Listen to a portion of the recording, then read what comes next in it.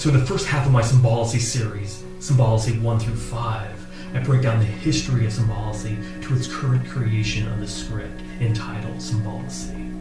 In the second half of the series, Symbolicy 6 through 9, was my first attempt to creatively market, pitch, and promote the project to a new audience, at the same time trying to find a crew to help this unique vision see the light of day.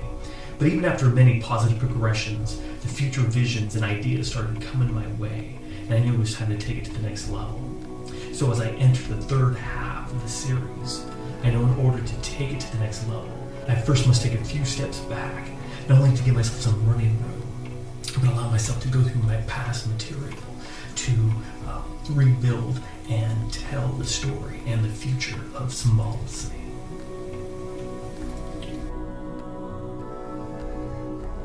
So part of the reconstruction process is to kind of take a step back, go into these boxes of all this material that I have of projects and characters and storylines, and bring it all together, organize this material, and by doing so, this gives me an opportunity to kind of cleanse out, kind of release and recycle all this material that I no longer need. But then I'll take all that good energy, the good stuff that makes this Symbolicy what it is, and put them in binders. And that way everything's current and ready to go. So I can pick it up and start writing notes and be prepared to take it to the next level. The first project I'm going to work on is my Seen to the Mystic, The Art of Character series. In this series, I got into the heart and the minds of the characters that I created. I got a chance to kind of do my own interpretation of how I saw them doing their art. And not only did I get into the minds of these characters, it allowed me to create my own beginning, middle, and end. And at the end, it was like each one of those characters gave me a gift in return, gave me an idea, a concept to take with me to the next level. And that's what kind of the nature of Symbolicy is to build on an idea and expand on it when the time is right, and then intermix it with other ideas and basically anything to take it to the next level.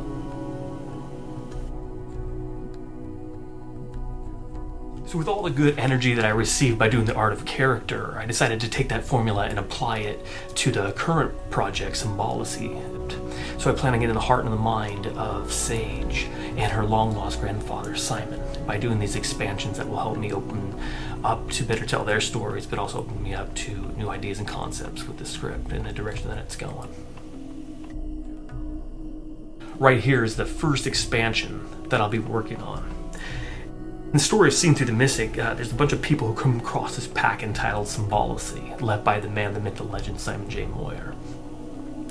And so when I was actually creating this project, I decided to make a kind of a pseudo little packet that the old man leaves as a prop for my films. So I just one day quickly wrote a bunch of miscellaneous things from the top of my head that are kind of progressive and create the way you create and all this kind of stuff. So I decided, all right, for the whim of it, I'm gonna create this packet, and I ended up incorporating this concept into the script. So now, as part of one of my expansions, is to kind of go back and actually read and apply to that packet that I wrote 5 years ago to kind of see how that would open me up to better tell the story of the characters, but also tell the direction of the script itself, where it's going to go, and take it to the next level. So close to 20 years ago, at the age of 20, I attended school to become a hypnotherapist.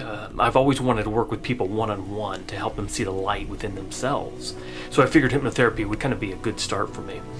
So however, at that age, I realized that I wasn't really ready to help others until I kind of helped myself, perhaps had a little bit more life experience, So here I am years later, kind of writing about it, incorporating it into the main character, Simon.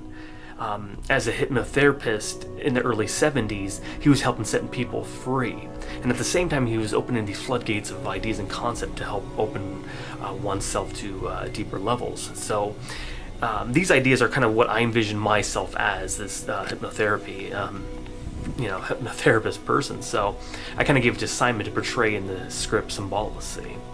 So part of getting back into character is to capture the element of revisiting the school material, to see an approach with a new pair of eyes, to better tell Simon's story and open up to new channels, to find myself and open myself up to new ideas and concepts, perhaps leading me to be that spiritually creative, offbeat filmmaker, hypnotherapist person that I always kind of visioned myself to be. So we'll see.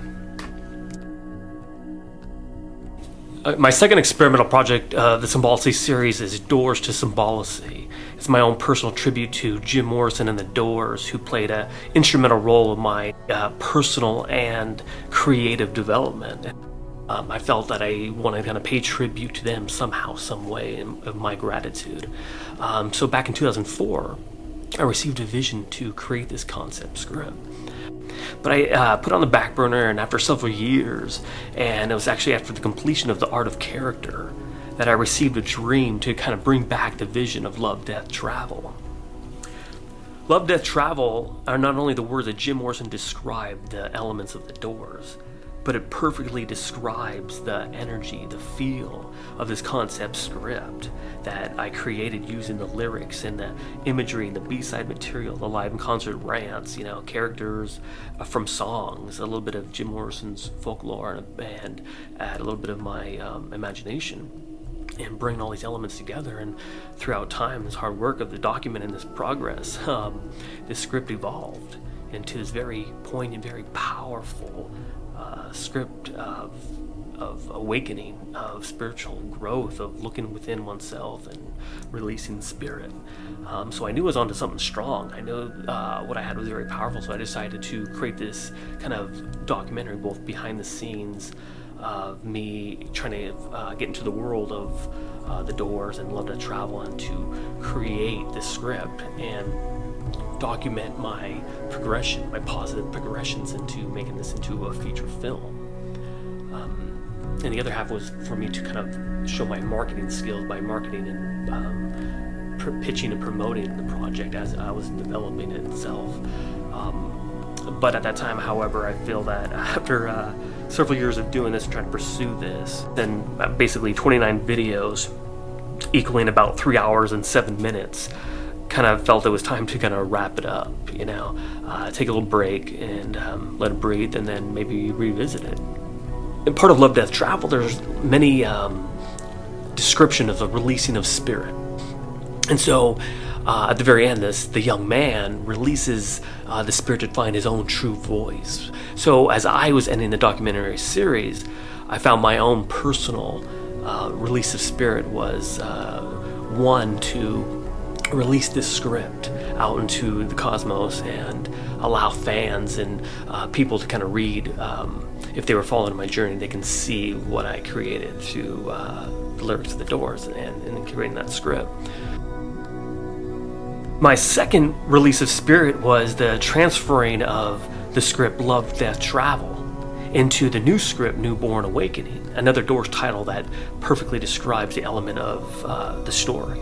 And because I was so passionate about the story and the characters and all the time I invested in the project and the series, of course, that I felt that, by taking out the lyrics of the Doors and the imagery, I can keep the story alive and keep that powerful message going. And without using the Doors lyrics, I can actually make this film happen to see the light of day and to spread the message of Newborn Awakening.